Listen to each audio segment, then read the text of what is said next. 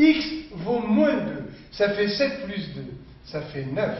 Donc, f de moins 2 égale racine de 0, ça fait 0, plus racine de 7 plus 2, c'est-à-dire racine de 9, donc ça fait 3. Donc finalement, f de moins 2 est égal à 3.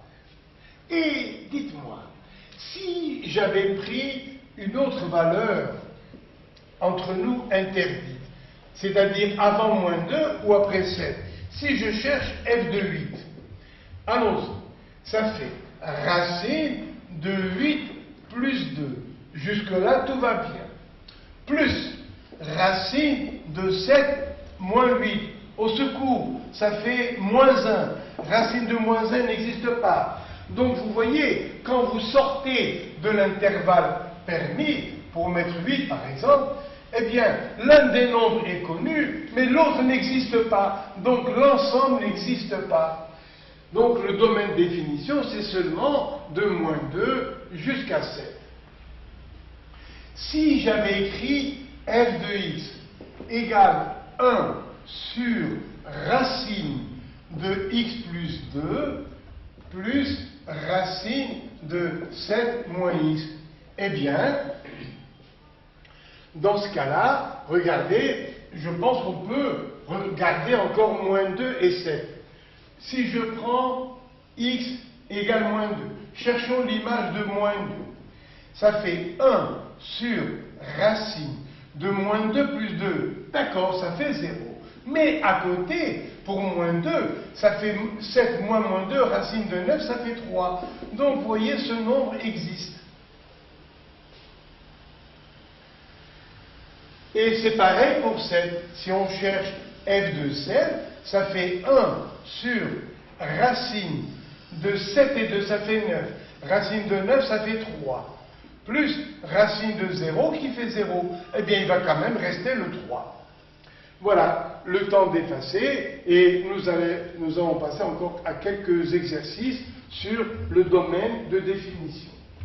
Alors, toujours dans le domaine de définition, cherchons le domaine de définition de f de x égale racine de x moins 4 sur racine de x moins 1. Et tout à l'heure, nous allons chercher le domaine de définition de la fonction définie par x moins 4 divisé par x moins 1.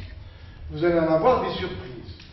Alors, ici, pour calculer chaque radicale, chaque racine carrée, il faut que chacun de ces deux noms soit positif.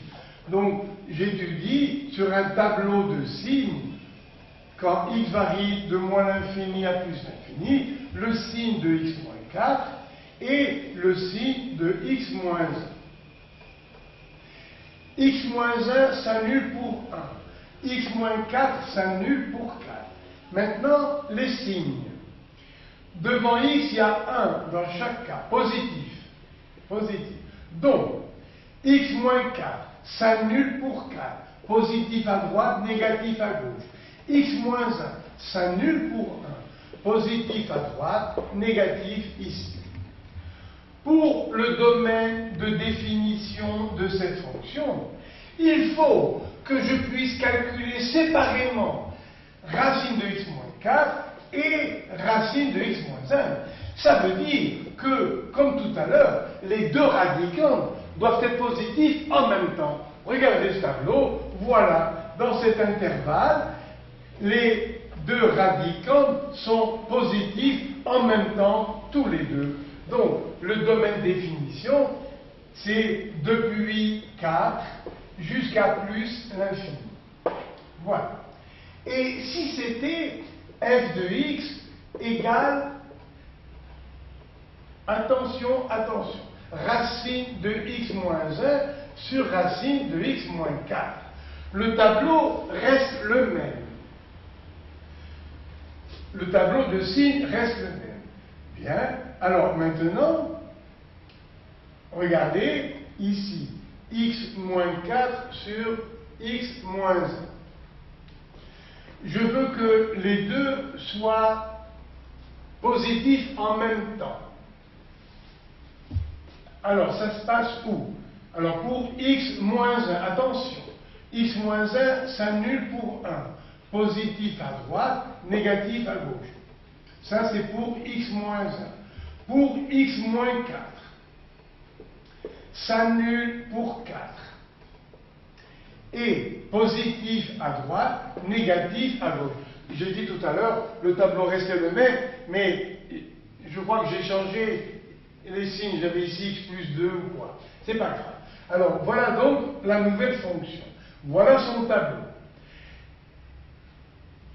Je veux que les deux soient positifs en même temps, donc le domaine de définition, ici, eh bien, c'est encore depuis 4 à plus l'infini. Mais, racine de x moins 4 est au dénominateur, donc pour x égale 4, 4 moins 4 ça fait 0, le dénominateur s'annule, donc ce sera intervalle ouvert. Donc, méfiez-vous si vous avez ce genre d'exercice. Maintenant, f de x égale racine de x moins 4 sur x moins 5. Je vais faire le tableau de signes. Là, il est déjà prêt, je pense qu'on peut s'en servir. Ici, il y a une autre ligne à ajouter. Regardez, j'ai la fraction x moins 4 sur x moins 1. Eh bien, le signe d'un quotient, c'est le quotient des signes. C'est-à-dire moins divisé par moins, ça fait plus. Plus par moins, ça fait moins. Plus par plus, ça fait plus. Tout à l'heure, lorsque x moins 1 et x moins 4 étaient négatifs, vous voyez qu'ils sont séparés. Je ne pouvais calculer ni cette racine, ni celle-là. Mais maintenant, les deux nombres sont dans la même racine. Donc, le signe du quotient, c'est le quotient des signes, ça fait plus. Si ces deux nombres sont négatifs, d'accord, mais le rapport est positif. Donc, le domaine de définition, ici, c'est depuis moins l'infini jusqu'à 1. 1 annule le dénominateur, donc ouvert. Union, depuis 4 jusqu'à plus l'infini. Mais 4 annule le numérateur. La fraction est nulle, la racine existe, donc intervalle fermé pour 4 et ouvert à l'infini. Voilà donc quelques exemples de domaines de définition. Un dernier, f de x égale racine de moins x2 plus 6x moins 5. Il faut étudier le signe de ce trinôme. Voilà. X moins l'infini plus l'infini. Quel est le signe du trinôme moins x2 plus 6x moins 5? Je vous ai dit la fois dernière d'essayer de trouver des racines évidentes. Essayez x égale 1. Ça fait moins 1 plus 6 moins 5. Ouais, ça fait 0. Donc 1 est une racine.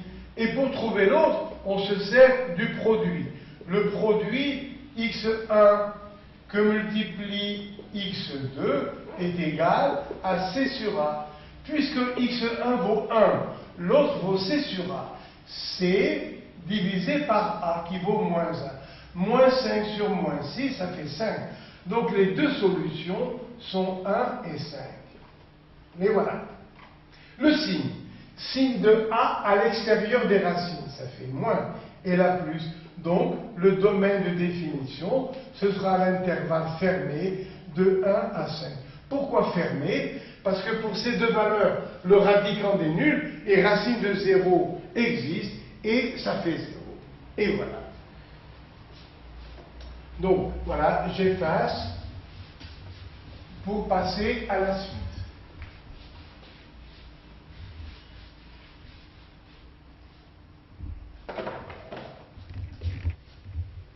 Alors, la suite. Parité. Troisième paragraphe. Le premier, c'était qu'est-ce qu'une fonction? Une fonction, c'est la relation qui, à l'antécédent x, donne au maximum une image. Domaine de définition, c'est l'ensemble des valeurs de x pour lesquelles on peut calculer, on peut définir l'image f de x. Et maintenant, parité, symétrie. parité et symétrie. Je vais rapidement, à main levée, représenter la fonction définie par l'image y égale f de x égale x au carré. C'est représenté par une parabole. Alors, voilà l'unité, n'est-ce pas, sur les axes. Pour x égale 0, ça me donne 0. Pour x égale 1, au carré, ça fait 1. Si x vaut 2, ça fait 4. 2 et 2, 4, etc., etc. Voilà la forme pour x positif. Et vous remarquez que pour x négatif, au carré, on va retrouver les mêmes nombres. Pour moins 1, quelle est l'image de moins 1? Au carré, ça fait encore 1. L'image de moins 2, au carré, moins 2 au carré, ça fait 4. Et vous voyez qu'on trouve une parabole qui présente une symétrie par rapport à l'axe OY. Donc, nous avons une symétrie d'axe OY. Mais il faut quand même le démontrer. Alors, pour le démontrer, on prend une valeur quelconque de x, quelconque. Voilà x. Quelle est son image? Bien, là voilà l'image. Y égale f de x, ça fait x au carré. Et maintenant, à la valeur de x, on lui associe moins x, c'est-à-dire l'opposé. X moins x. Quelle est l'image de moins x? F de moins x. Ça fait moins x élevé au carré. Et ça reste x2, c'est-à-dire on retrouve f de x. Donc, f de moins x égale f de x. Voilà la démonstration générale. Donc, voilà f de x, le voilà. Voilà f de moins x. F de moins x. C'est le même nombre. Donc, les deux points, M et M' qui les représentent, sont symétriques par rapport à l'axe OY, quel que soit x. Donc, la parabole entière, elle est faite de deux branches, cette branche, l'autre branche, symétrique par rapport à l'axe des y. Cette fonction f est appelée une fonction paire. Pourquoi? Pour rappeler que x est à la puissance 2, qui est un nombre pair. Parce que ce serait pareil si, par exemple, j'ai f de x égale moins 5x4 plus 3x2 plus 2. Cherchons f de moins x. Ça fait moins 5 fois moins x à une puissance paire. Eh bien, ça ne change pas. Ça fait encore x4 plus 3 fois moins x au carré puissance paire. On retrouve x2 et 2 est considéré, un nombre fixe est considéré comme une fonction paire elle aussi. Donc, vous voyez, chaque fois que la puissance est paire, là c'est comme x puissance 0, vous voyez, 2 tout seul, c'est-à-dire un nombre pair. Chaque fois que la puissance est paire, on dit que la fonction est paire. Et donc, qu'il y a une symétrie d'axe OY, et réciproquement. On dit donc que ici, la fonction est paire. Le paragraphe s'appelle parité. Que veut dire parité? Ça veut dire ou paire ou impair. Cherchez si f est paire ou impair, ou bien si elle n'est ni paire ni impair. Donc chaque fois que vous aurez un polynôme, par exemple, qui représente des fonctions paires, des puissances paires, on pourra dire que la fonction est paire. Donc, un terme pair, encore un autre terme pair, encore un autre. Tout ça, eh bien, ça vous donne une fonction paire. Paire plus paire, ça fait paire finalement. Maintenant, fonction impaire. Je vais représenter y égale f de x égale par exemple 4 sur